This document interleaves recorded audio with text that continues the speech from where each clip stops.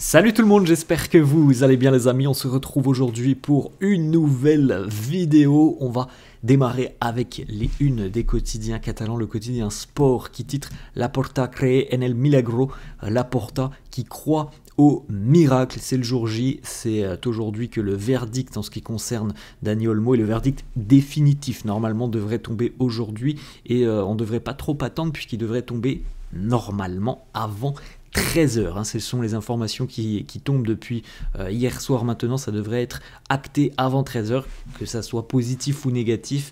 Voilà, on devrait donc avoir le démêlé enfin de le dénouement de cette histoire aujourd'hui. Autre information présente sur la une de Sport, Lamine vuelve con el grupo. Lamine Yamal a participé à l'intégralité de la séance d'entraînement hier avec le groupe. Pour rappel, le Barça va affronter Barbastro demain en Coupe du Roi. Bon, c'est pas le match qui est prévu pour relancer Lamine Yamal normalement, donc Lamine devrait pouvoir être aligné mercredi prochain en Supercoupe d'Espagne face à l'Athletic Bilbao. C'est l'objectif évidemment du Barça sur ce mois de janvier 2025, remporter cette Supercoupe d'Espagne avec deux gros affrontements potentiellement la semaine prochaine, puisque ce sera l'Athletic Bilbao en demi, potentiellement le Real en finale, ou alors Mallorca. En tout cas, voilà, il y aura quand même une très belle semaine pour les Blaugrana la semaine prochaine. La une de Mundo Deportivo qui titre évidemment sur Dani Olmo, c'est quand même la grosse information de la journée. Tension Olmo, des tensions avec Dani Olmo. Le Barça espère que l'enregistrement va être acté aujourd'hui avant 13h. Si toutefois ça ne se fait pas, le Barça sera déjà prêt à intenter une nouvelle action en justice. Et numéro 3, l'opposition au président Joan Laporta qui pense que si on n'a pas un dénouement positif dans ce dossier Dani Olmo Pau Victor, eh bien le président Laporta doit démissionner. Ça, c'est l'opposition qui espère une démission du président par rapport à la gestion tout simplement de ces deux dossiers. Le petit récapitulatif, les amis, de ce vendredi matin. À l'heure actuelle, la Liga, selon la Liga, du point de vue de la Liga, le dossier est clos. Ils disent que Dani Olmo et Pau Victor ne seront pas enregistrés. Du côté de la Fédération espagnole de football, on prend ses précautions. Pour le moment, on ne commente pas la situation. Du côté du Barça, on insiste sur le fait que Pau Victor, Dani Olmo seront enregistrés avant 13h aujourd'hui.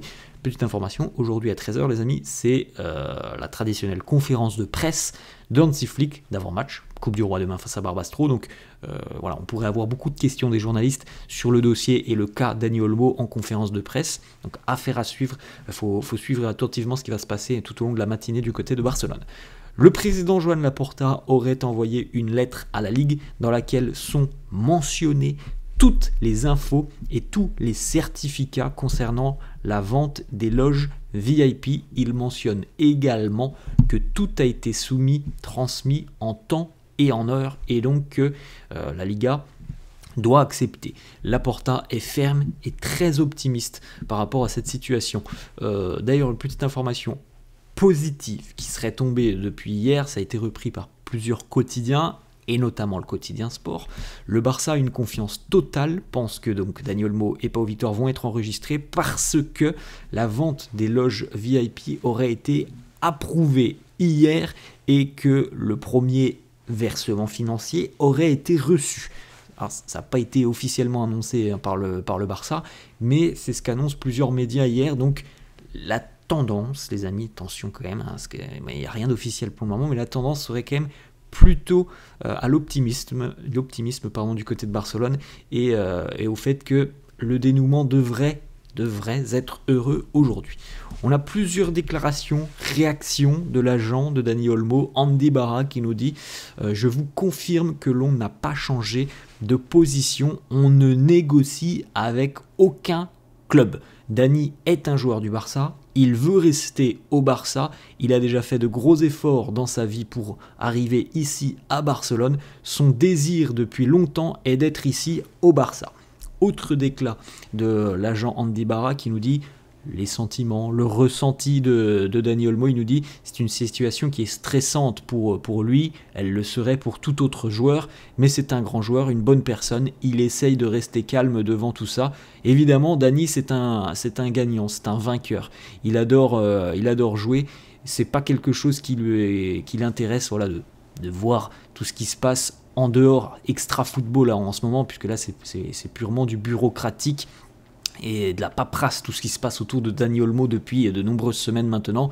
Lui, Dani Olmo, il a juste envie d'être sur le terrain, de pouvoir jouer, de pouvoir aider ses coéquipiers, de pouvoir aider son équipe, et il est évident qu'à l'heure actuelle, ça le dépasse un petit peu parce que ça ne le concerne pas. Là, tout ce qui se passe, c'est de l'argent, des papiers qui doivent être validés, envoyés en temps et en heure, et donc évidemment, lui, voilà, ça le dépasse un petit peu.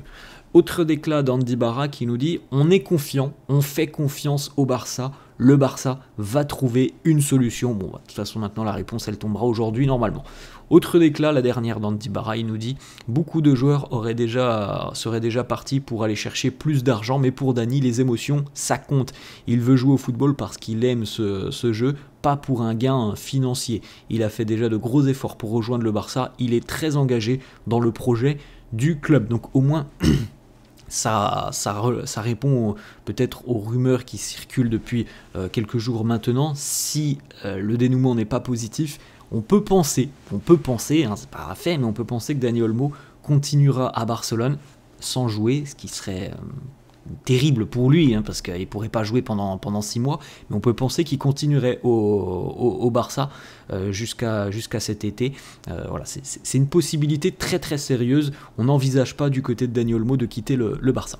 On continue les amis, on a quelques petites photos, la séance d'entraînement de la veille, avec voilà, le magicien Pedri qui est présent, la photo aussi pour Gavi, avec toujours le petit bandage au niveau du poignet pour Gavi, la petite photo aussi pour Jules Koundé, le French Flair de Jules Koundé, le sourire de Lamine Yamal, comme on l'a dit tout à l'heure. Lamine était de retour à l'entraînement, il a participé à l'intégralité de la séance d'entraînement avec ses coéquipiers. Tout indique qu'il sera à 100% pour la Supercoupe d'Espagne.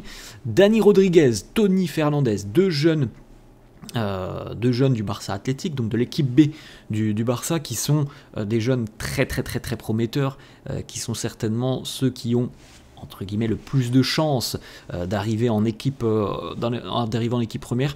Les deux se sont entraînés hier avec l'équipe A, ce qui nous laisse penser, peut-être, on verra le groupe barcelonais qui sortira peut-être aujourd'hui ou demain matin, mais ce qui nous laisse penser que les deux pourraient être dans le groupe du Barça pour ce déplacement à Barbastro demain. La petite photo aussi, évidemment, l'entraîneur Hansi Flick. D'ailleurs, information, hein, le match face à Barbastro demain se jouera à guichet fermé. C'est un petit stade, hein, c'est une équipe Barbastro qui, déjà c'est une toute petite ville, tout petit stade. Barbastro, c'est 5750 supporters demain qui seront présents pour affronter le Barça. On rappelle que le Barça a déjà affronté cette équipe l'année dernière en Coupe du Roi, évidemment. Tous les billets ont été vendus hier. 2-3 petites informations, puisqu'on devrait avoir certains changements opérés par Hansi Flick. Szczęsny, les grands débuts pour Szczęsny, normalement c'est demain. Le portier polonais qui est arrivé l'été dernier après la blessure de Marc-André Ter Stegen n'a toujours pas joué la moindre minute avec le Barça. Et bien normalement il sera titularisé demain. Autre information, le retour titulaire pour Ronald Araujo. Là aussi, ça devrait être demain. Araujo devrait faire son début face à une opposition normalement pas très relevée, même si Barbastro avait quand même posé pas mal de soucis au Barça l'année dernière. Il devrait donc être titularisé demain en lieu et place de Koubarsi, qui lui devrait être laissé au repos. Et troisième option aussi demain, Ansu Fati devrait être titularisé en lieu et place de Rafinha.